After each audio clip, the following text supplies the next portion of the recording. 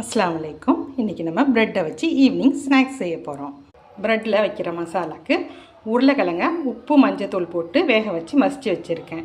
அது கூட கொஞ்சமாக மிளகாய்த்தூள், பொடியாக நறுக்கிய பாதி வெங்காயம், கொத்தமல்லி கீரை, பச்சை மிளகாய், அரை ஸ்பூன் ஓமம், இது எல்லாத்தையும் சேர்த்து நல்லா பிசைஞ்சுக்கணும். கொஞ்சமாக எலுமிச்சம்பழம் சாறு, ஒரு துண்டு ப்ரெட்டில் கொஞ்சமாக கிச்சப்பை ஃபுல்லாக அப்ளை பண்ணிவிட்டு நம்ம தயார் பண்ணி வச்சுருக்கிற மசாலாவை ஃபுல்லாக வைக்கணும். மசாலா வச்சு ஒன்றொரு ஸ்லைஸ் எல்லாம் மூடிட்டு பல்லு குத்துற குச்சி எடுத்து இப்படி ஃபுல்லாக சொருவி வைக்கணும். இந்த இப்படி குட்டி குட்டியாக கட் பண்ணிப்போம்.